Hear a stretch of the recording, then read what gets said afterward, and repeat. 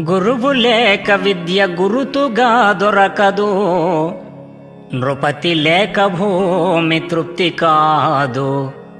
గురువు విద్య లేక గురుతర ద్విజుడౌనే, గురువు విద్య లేక గురుతర ద్విజుడౌనే. విశ్వదాభిరామ వినురవేమా.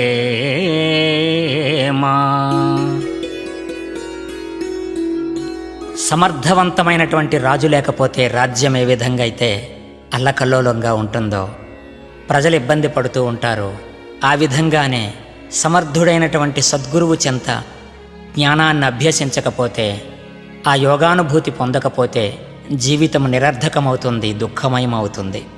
గురువిచ్చిన జ్ఞానంతో ధ్యానంతో జీవించటమే ఆత్మప్రకాశంతో వెలగటం మెలగటం. అందుకే గురువు లేని విద్య గురుడ్డి విద్య అన్నారు మన పెద్దలు.